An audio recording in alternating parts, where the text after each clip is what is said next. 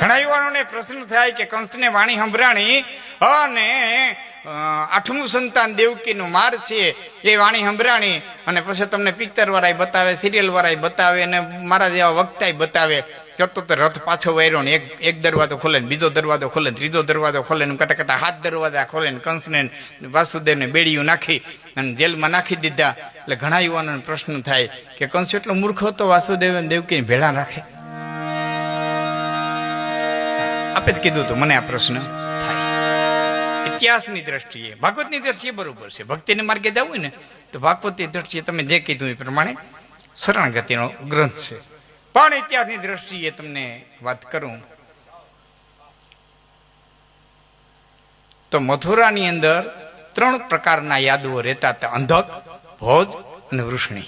કૃષ્ણ હતા વૃષ્ણિવંશના હતા. એટલે ગીતામાં એને માટે વાર્ષ્ણિ શબ્દ ઘણી વખત વપરાણો છે. અધર્માભિભવાત કૃષ્ણ પ્રદોષિત કુલ સ્ત્રીય ત્રિષુ દુષ્ટાસુ વાર્ષ્ણેય જાયતી વર્ણ શંકર. વાર્ષ્ણિ શબ્દ વાપર્યો છે, અર્જુને વારંવાર વાપર્યો છે. અંધક કંસ હતો એ ભોજવંશનો હતો, માફ કરજો, હા ભોજવંશનો હતો. અંધક, ભોજ અને વૃષ્ણિ. બાપ રાજા હોય એટલે દીકરો રાજા થાય એવી પરંપરા યાદવોમાં નથી. ગણ સ્વતંત્ર રાજ્યો હતા. પ્રજા રાજા ચૂકતી, પ્રજા રાજા પસંદ કરતી. ગણ સ્વતંત્ર રાજ્યો હતા. આ કોઈને નડતું નહોતું. એ જો કોઈને નડતું હોય ને તો મગધને, જરાસંધને નડતું હતું. જરાસંધને વિચાર સતત આવતો હતો કે હું જ્યાં સુધી બળવાન છું ત્યાં સુધી મારી પ્રજા મારા કયામાં છે, પણ જો કાલે સવારે મારું મૃત્યુ થઈ જાય અને મારો દીકરો નબળો થાય તો યાદવોના સ્વતંત્ર રાજ્ય જોઈ અને મારી પ્રજા સ્વતંત્રતા માગે એટલે ગમે એમ કરીને યાદવો ઉપર રાજાશાહી થાપી દેવી જોઈએ. આ સતત વિચાર જરાસંધ, સતત વિચાર. ગમે એમ કરી અને યાદવો માથે રાજાશાહી થાપી દેવી જોઈએ. એટલે પોતાની 2 દીકરીઓ કંસની હારે પરણાવી. જરાસંધે 2 દીકરીઓ કંસની હારે પરણાવ્યું અને એટલું ધન આપ્યું કરિયાવરમાં, એટલું ધન આપ્યું કે કંસ એમાંથી ગુપ્ત મિલિટરી ઊભી કરી શકે, ગુપ્ત સૈન્ય ઊભું કરી શકે. અને કંસે એ કર્યું. કંસે એ કર્યું. ગુપ્ત મિલિટરી, ગુપ્ત સૈન્ય ઊભું કર્યું. હવે વશ કરવાના 2 હતા, અક્રૂર અને વસુદેવ. એના રાજાઓ હતા, મથુરા નીચે નહોતા. કંસને ખબર હતી અક્રૂર લોભી છે ને અક્રૂરનો લોભ સૈંતક મણીની ચોરી વખતે સતો થયો છે. તેમના પાસે સમય નથી લાંબો, નથી તો બધું તમને કહી દે.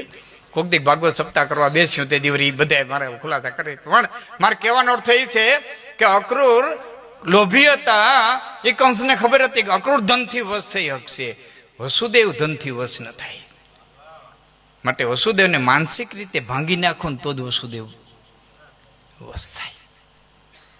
એટલે પોતાની હગી બેન હતી એ અક્રૂરની હારે પરણાવ્યા અને કાકરા દેવકની દીકરી દેવકી એ વસુદેવની હારે પરણાવ્યા. અને પછી દેવકીને મારે મૂકવા જવા છે એમ કરી અને પોતે રથ હાલતો કર્યો. પછી આકાશવાણી સંભળાવી દેવકીને મારવા ગયો. આ બધી ઘટના છે. વસુદેવે કીધું તારે 8મા સંતાનથી બીક છે ને? કે હા, કે હું તને સંતાન આપી દઈ. એટલે કંસે કીધું તમારા વચન ઉપર મને વિશ્વાસ છે. વસુદેવ ક્યારે અસત્ય બોલતા નથી. વચન ઉપર મને વિશ્વાસ છે, પણ એક શરત મારી રે, દેવકીની દાસીઓથી માંડી અને વૈદ સુધીના માણસો મારા રીએ. વસુદેવ એગ્રી થયા. એને એના રાજની માલિકો મોકલી દીધા. દેવકીને ઓધાન રે ત્યાંથી કંસને સમાચાર મળે તે વૈદ જ્યાં સુધી ડિલિવરી કરાવી જાય ત્યાં સુધીને સમાચાર મળે. એ બેના બેટા ને બેહી નાપ ને બેહી જાવ ને બેહી. હું સાહેબને મારે જવાબ દેવો છે ને એટલે પછી હું મજા આવે. 1-2 પ્રસંગ માતાજીનો એકાદો પ્રસંગ એ આપણે લઈ બહેનોને મજા આવશે. અને પછી મને કહી દો ભાઈ કેટલા ના ના છે જ બેઠા છે. પણ ડોક્ટર છે, સાહેબનો પ્રશ્ન છે અને ઘણું બધું આમાં મારે આપને ને આમ તો આ બધું રેકોર્ડિંગ થાય ને ભવિષ્યમાં બધા પ્રશ્નો ઉપસ્થિત થાય. સંસ્કૃતના વિદ્વાનોએ એના અર્થો કર્યા છે, આપણે બહુ જાણતા નથી. પણ ભાગવતના 10મા સ્કંધની અંદર લખ્યું છે પથિગ્રહેણ આભાસમ, કંસને આભાસ થયો એવું લખ્યું છે. આકાશવાણી શબ્દ લખ્યો નથી.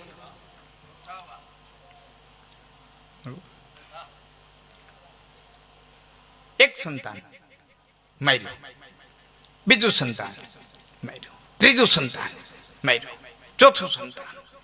પ્રજા ત્રાસી ગઈ, વૈદો ત્રાસી ગયા, દાસદાસીઓ ત્રાસી ગયા. આને એમ કે વસુદેવ ક્યાંય પાછા પડે, વસુદેવ ક્યાંય ભંગ થાય. પાંચમું સંતાન, છઠ્ઠું સંતાન, બધાય દીકરા. અને છતાં વસુદેવ એકના બે નથી આ. અને સાતમું સંતાન જયારે ઓદરની માલિકો હતું એ વખતે રોહિણી આટો દેવા માટે થઈ અને આવ્યા. અને એ વખતના ગાયનિકો, એ વખતના ડોક્ટરો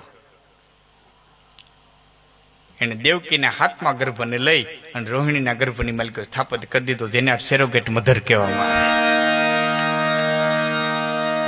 આ સાયન્સ આ દેશમાં હતું સાહેબ, આ બધું સાયન્સ આ દેશમાં હતું. અમે નાના નાના હતા ને ભણતા તેથી ટેસ્ટ ટ્યુબ બેબી બનાવ્યો હોય તો જીવતા હોય કે ન હોય, હશે તો ગલટા થઈ ગયા હશે.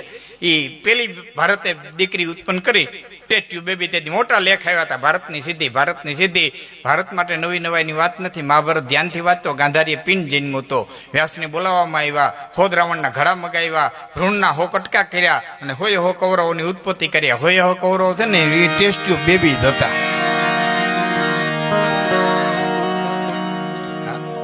અટાણ દીકરી મટીને દીકરો થાય, દીકરો મટીને દીકરી થાય, છોકરી મટીને છોકરો થાય, છોકરો મટીને છોકરી થાય.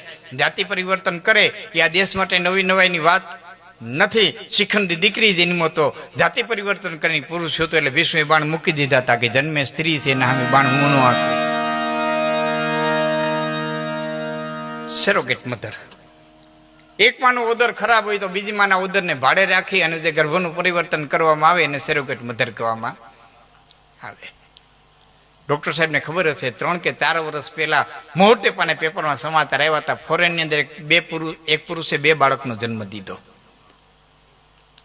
ફોરેનમાં એક પુરુષે 2 બાળકનો જન્મ દીધો. વિજ્ઞાનની સિદ્ધિ કરીને લખવામાં આવ્યું. તો આ દેશ માટે બહુ સિદ્ધિની વાત નથી. ભાગવત ધ્યાનથી વાંચો. રાજા માંધાતાના બાપના પેટમાંથી જન્મ, જમણું પડખું ચીરીને એનો જન્મ કરવામાં આવ્યો હતો. આ સાયન્સ આ દેશમાં હતું પણ લઈ ગયા બધું. અહીં એક નથી આવ્યા, ઘણા આવ્યા. ડચ આવ્યા, હુણ આવ્યા, ફિરંગીઓ આવ્યા, મોગલો આવ્યા, ગોરીવંશ, લોધીવંશ. છેલ્લે અંગ્રેજો અમુક જ બુદ્ધિશાળી આવ્યા કે જે આપણા શાસ્ત્રોને લઈ ગયા, બાકી તો ધ્વંસ કરતા ગયા. યુવાન મિત્રોને ખાસ કહું, એવું ન માનવું કે અટાણે અમે 12 ચોપડી ભણેલા છે તો અમારા બાપ 4 ચોપડી ભણેલા હતા, તેના બાપ કોઈ 1 ચોપડી ભણેલા નહીં હોય, એના બાપ તો હાવો ભણે છે, એના બાપ તો હાવો ભણે છે. આવી માન્યતા દૃઢ કરવાની કોઈ જરૂરિયાત નથી. હા, આ માન્યતા દૃઢ કરવાની જરૂર નથી. એનો તમને દાખલો દઉં. અટાણે કોઈ રાજકીય નેતા ઉભો થઈને એમ નહીં કે મારે મારા રાજ્યને બિહાર બનાવવું કે કોઈ મારે મારા રાજ્યને બિહાર બનાવવું, બિહાર મોડલ બનાવવું નહીં. બિહારને એટલું અગોવી નાખ્યું કે કોઈ એમ નહીં કે મારે બિહાર બનાવવું. તો 2,500 વર્ષ અમારે પાછા આવો, મારી અરે 2,500 વર્ષ પાછા આવો તો બિહાર એટલે ચંદ્રગુપ્ત મૌર્ય, બિહાર એટલે બિંદુસાર, બિહાર એટલે નાલંદા વિદ્યાપીઠ, બિહાર એટલે સમ્રાટ અશોક, બિહાર એટલે ચાણક્ય, બિહાર એટલે ભગવાન બુદ્ધ, બિહાર એટલે મહાવીર સ્વામી. અને એના સાધુએ એટલો વિહાર કર્યો, એટલો વિહાર કર્યો, એટલો વિહાર કર્યો કે આખા પ્રદેશનું નામ જ વિહાર પડી ગયું. બિહાર, બિહાર, બિહાર, બિહાર, બિહાર. હવે પાછા આવો, મારે યાત્રા કરો 1 મિનિટ પૂરતી. પાછા આવો. વર્ષથી પહેલા ભારત સરકારે CPSCની, GPSCની સૈનિક કહેવાય, UPSCની સૈનિક પરીક્ષા લીધી. 1,723 વિદ્યાર્થી પાસ થયા. IAS અધિકારીઓ 1,723 પાસ થયા ભારતમાંથી. એમાં 1,123 બિહારના,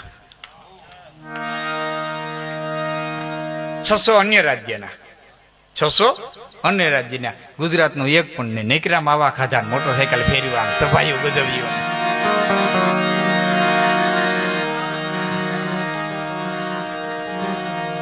આ વાસ્તવિકતા છે. સફાઈ હોય ને મોર હાલો. આ વાસ્તવિકતા છે.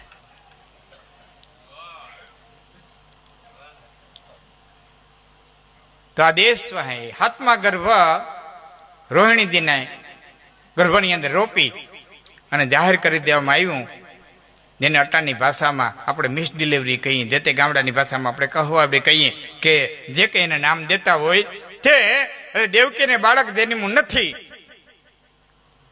અને કંસે સ્વીકારી લીધું. 8મું બાળક ઓદરની માલિકો રહ્યું ત્યારે મથુરામાં જબરજસ્ત સભા ભરી કંસે ઉભા થઈને કીધું કે હાથમાં બાળકને ગુમ કરી દીધું છે એવો મને પાકી શંકા છે. કારણ કે મારા વૈદ્યો, મારા ડોક્ટરો, મારા નોકર ચાકરો એમ તમામ કહેતા હતા કે દેવકીની તબિયત સંપૂર્ણપણે સ્વચ્છ હતી, અને છતાં એમ કીધું કે બાળક નથી દઈનું, તો હાથમાં બાળકને વસુદેવે ગમે ગુમ કરી દીધું છે. એટલે મથુરાવાસીઓને વિનંતી કરું છું કે વસુદેવનું જે 8મું બાળક જન્મે એ મારા કેદખાનામાં જન્મવું જોઈએ, મારી નજર સામે જન્મવું જોઈએ. અને એ પછી વસુદેવને દેવકીને કેદની માલિકો પૂર્યા હતા. ત્યાં સુધી વસુદેવને દેવકીને કેદમાં પૂર્યા. આપણા પ્રશ્નો